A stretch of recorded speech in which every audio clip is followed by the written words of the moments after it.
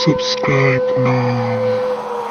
Click the bell icon to like, comment, and share.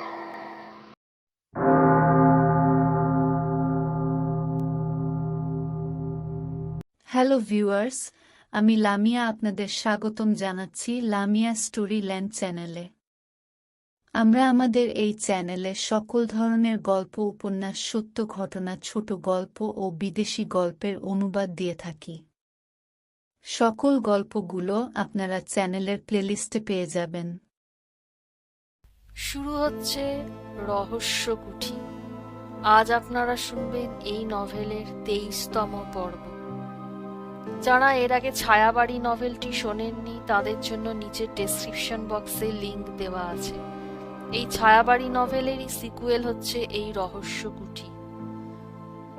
তো শ্রোতা বন্ধুরা, শুরু করছি হাউস অফ সিক্রেটস, বাংলা অনুদিত নাম রহস্য কুঠি। আজ পর্ব 23। জঙ্গল থেকে বেরিয়েই গ্যারেথ কাকাকে দেখতে পেল ওরা। জোসেফকে অন্য পাশ থেকে জড়িয়ে ধরলেন তিনি। ধরা গলায় সোফির দিকে তাকিয়ে বললেন, পেলাম না ওকে, তবে তোমাকে ধন্যবাদ যে ওকে খুঁজতে বেরিয়েছিলে।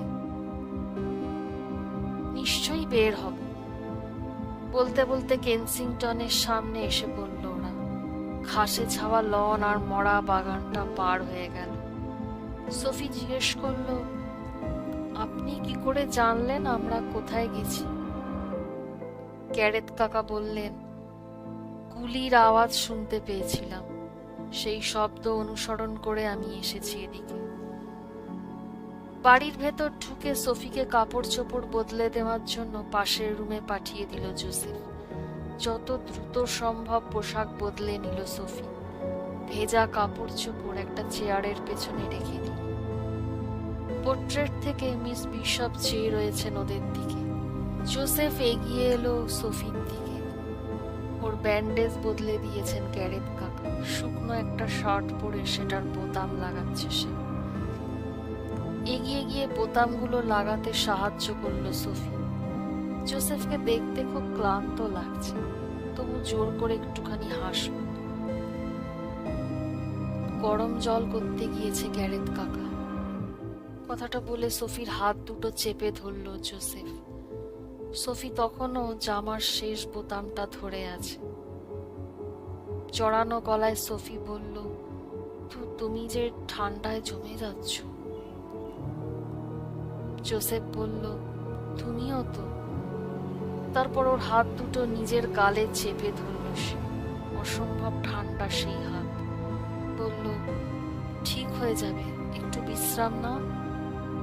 ওর গালে হাতটা ঘষল জোসেফ। তারপর বিড়বিড় করে বলল, এসব হোক সেটা চাইনি আমি। চেয়েছিলাম বিষয়টা গোপন থাক। মারা গেলে ধরে নেবে দুর্ঘটনায় মারা গেছি আমি। জোসেফের কথাগুলো শুনে সোফির বুকের ভেতরটা হিম হয়ে এল। বলল, কিসের কথা গোপন থাকার কথা বলছো জোসেফ? সোফি এরকম হাব ভাব দেখতে পেয়েছিল জোসেফের ভেতর ওর বাবার বাড়িতে বসে। তাই এখন ওকে আবার সেই একই রকম হাব ভাব দেখতে পেয়ে বেশ ভয় পেয়ে গেল। এই সময় দরজায় গ্যারেথ কাকাকে দেখা গেল। 3টে মগ ওর হাতে। মগ হাতে নেওয়া পর্যন্ত অপেক্ষা করলো জোসেফ। তারপর কথা বলতে শুরু করল। তোমার মনে আছে সেই রাতে নর্থ উডে বসে গ্রিমলক আমার শরীরে জখম তৈরি করেছিল? শহরে আসার পর দাগ রয়ে গেছে ওগুলো। মনে আছে তো? বিদ্যুৎ চমকানির আলোর মতো আঁকা বাঁকা সাদা দাগ হয়ে গিয়েছিল জোসেফের বুক জুড়ে। মনে পড়ল সোফির। রাতের বেলা ওটা কয়েকবার দেখেছে সে। লম্বা করে শ্বাস টানতে গিয়ে জোসেফ বলল, ওগুলো কোনো সাধারণ দাগ নয় সোফি, দেখতেও ওরকম লাগছে না দাগগুলো। সোফি ধীরে ধীরে হাত বোলালো জোসেফের বুকে। কফি টেবিলের কিনারায় বসে পড়লেন গ্যারেথ কাকা। শব্দ করে উঠল কাঠটা। ভ্রুক্ষেপও করলেন না তিনি। তারপর বললেন, এবার তোমরা ব্যাপারটা খুলে বলো আমায়। সোফির দিকে তাকিয়ে জোসেফ বলল, আঙ্কেলকে তুমি বলেছিলে চিকিৎসা করতে। আমরা দুজনেই প্রথম দিকে ভেবেছিলাম যে ওগুলো সাধারণ দাগ, ঠিক হয়ে যাবে কিছুদিনের মধ্যে। কিন্তু দেখা গেল ওগুলো ছড়িয়ে পড়তে শুরু করেছে চামড়ার ওপরে, ভেতরে। জোসেফের কথাগুলো শুনে কান দুটো ভোঁ ভোঁ করে উঠল সোফি। জোসেফের হাত দুটো সে চেপে ধরল জোরে। তারপর বলল, উনি পারবেন এর চিকিৎসা করতে, কারণ আমার আঙ্কেল একজন ভালো ডাক্তার। জোসেফ বলল, উনি যথেষ্ট চেষ্টা করেছেন ডিয়ার, যতদূর ওর সাধ্য। কিন্তু এগুলো তো এক অতিপ্রাকৃত দানবের করা অতিপ্রাকৃত জায়গায় বসে যাওয়া ক্ষত। সহজে ওগুলো সারবে না, কমবেও না। শ্বাস নিয়ে আবার বলতে শুরু করলো জোসেফ। গ্রিমলকের ধারণা, এটা ছড়াতে ছড়াতে শরীরে মূল্যবান কোনো অঙ্গ, ফুসফুস বা হৃৎপিণ্ডকে বিকল করে দেবে। জোরে কাঁধ ঝাঁকিয়ে সোফি বলল, না। তারপর জোসেফের হাতটা টেনে এনে চুমু খেল। কোনো না কোনো উপায় ঠিক খুঁজে বের করব আমরা, দেখো।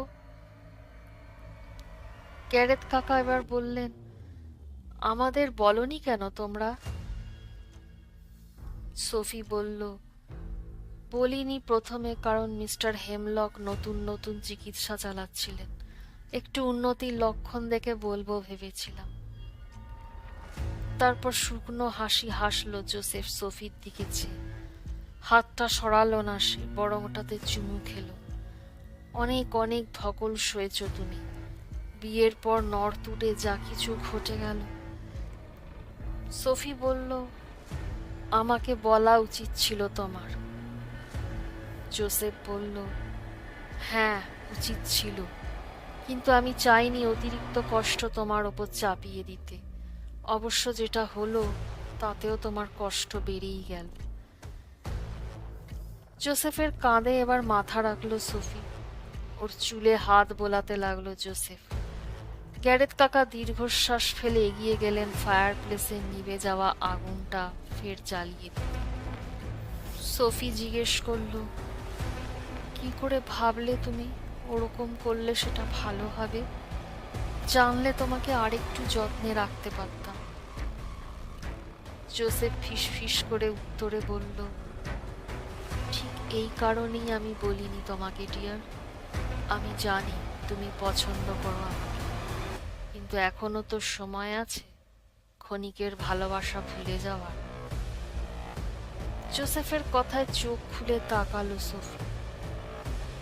যখন আমার সাথে ঘুমোতে আসতে না তুমি, যখন আমাকে সময় দিতে চাইতে না। জোসেফ এবার মুচকি হেসে বলল, আমি যদি আরেকটু দৃঢ় মানসিকতার মানুষ হতে পারতাম, তাহলে আমার প্রতি তোমার ঘৃণা জাগিয়ে তুলতে পারতাম। কিন্তু আমি পারিনি সেটা করতে। অনেক স্বার্থপর আমি। তোমার হাসিতে ভুলে গেছি, শুধু তোমার থেকে সরে থাকার ভান করে গেছি। ভেবেছি তাতেই তোমার ভালোবাসা কমতে শুরু করবে। হয়তো আমার মৃত্যুতে কম কষ্ট পাবে, মুক্তি পাবে আমার থেকে। এখনো অনেক কম বয়স তোমার, খুব সুন্দর দেখতে তুমি। যদি ভালো মনের মানুষ পাও। সোফি বুঝলো বিদায়ের আগে সোফির বাবা ওকে যে কথাগুলো বলেছিলেন, ঠিক সেই কথাগুলোই এখন জোসেফ ওকে বলছে। সোফি ওকে থামানোর জন্য প্রবল বেগে মাথা ঝাঁকালো। জোসেফ বলতে লাগলো, আমারও তো স্বাদ হয় সারা জীবন ধরে তোমার পাশে থাকতে, কিন্তু তা তো হওয়ার নয়। বরং তাড়াতাড়ি নিঃশব্দে চলে গেলেই তোমার মঙ্গল। যখন গ্যারেথ কাকার চিঠিটা পেয়েছিলাম, তখন মনে হলো সবই ভাগ্যের খেলা। চিরবিদায় নিয়ে তখনও চলে আসতে চাইনি আমি। স্বামীর কথা একটু হাসার চেষ্টা করলো সোফি। ওর মুখটা বেঁকে গেল, কিন্তু সেটা হাসি হয়ে উঠল না। বলল, তুমি আমার আবেগ অনুভূতিকে দমিয়ে রাখতে পারবে না, অকারণে তো নয়। আমি ভালোবেসেছি তোমাকে। জোসেফ বলল, আমি দুঃখিত। তারপর কিছুক্ষণ তাকিয়ে রইল সোফির দিকে। ওর গালে ঠোঁট ছোঁয়ালো, খুব হালকা করে ওর ঘাড়ে হাত বুলোতে লাগলো। বলল, অনেক কিছুই পাওনা আছে তোমার আমার কাছে। সোফি এবার সরে এলো জোসেফের কাছে, পোশাকটা মুঠো করে ধরল, তারপর নিবিড় করে জড়িয়ে ধরল ওকে। দুজনের ঠোঁটের ঠোঁট মেলালো। সন্দেহের অবকাশ নেই, কোনো গভীরভাবে প্রাণ দিয়ে ওকে ভালোবাসে জোসেফ। সোফিকে সরে আসতে হলো ওর কাছ থেকে।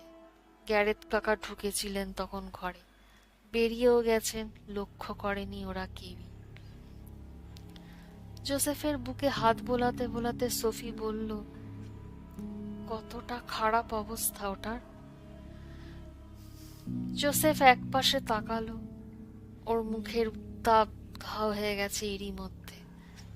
বলল, তোমার আঙ্কেল ভেবেছিলেন কয়েক সপ্তাহ লেগে যাবে, হয়তো কয়েক মাসও লেগে যেতে পারে, কিন্তু গত 2 দিন ধরে আমার খুব শ্বাস নিতে সমস্যা হচ্ছে। সামনে ঝুঁকে পড়ল সোফি। আর মেনে নিতে পারছে না সে। এত সহ্য করে চলেছে জোসেফ, এভাবে মরতে পারে না। আঙ্কেলের সাথে কথা বলা উচিত আমার। উনি হয়তো এখন কোনো একটা প্রক্রিয়া চেষ্টার বাকি রেখেছেন, অস্ত্রোপচার কিংবা কোনো গাছ গাছড়া, অথবা। ভাবতে ভাবতে টান টান হয়ে উঠল সোফির মেরুদণ্ড। বড় বড় হয়ে গেছে ওর চোখ দুটো উত্তেজনায়। সেসান্ট ব্লুম। জোসেফ ওদিকে বলছে, যখন গ্যারেথের চিঠি পাই তখন এই কথাগুলোই ভাবছিলাম। সোফির মনে পড়ল মিস বিশপের নিজের শোবার ঘরে গুপ্ত লাইব্রেরিতে আবিষ্কারের পর কেমন চিন্তামুক্ত আর হাসি খুশি হয়ে উঠেছিল জোসেফ। কিন্তু ডিয়ার, যদি আমরা খুঁজেও পাই সেই সেসান্ট ব্লুম, ওটাতে ফুল ফুটতে 6 সপ্তাহ সময় লেগে যাবে। অত সময় যে নেই আমার হাতে।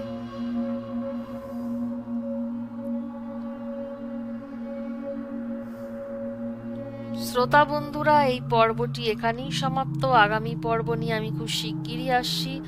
আপনাদের আমাদের চ্যানেল ভালো লাগলে দয়া করে আমাদের চ্যানেলটিকে সাবস্ক্রাইব করবেন, লাইক করবেন, কমেন্ট দিয়ে নিজেদের মতামত দেবেন। ধন্যবাদ। গল্পটি শোনার জন্য আপনাদের সবাইকে অসংখ্য ধন্যবাদ। পরবর্তী পর্ব পেতে অবশ্যই আমাদের চ্যানেলটি সাবস্ক্রাইব করুন এবং বেল আইকনটি ক্লিক করুন। গল্পটি ভালো লাগলে অবশ্যই ভিডিওটিতে লাইক ও কমেন্ট করে জানাবেন। শুভরাত্রি।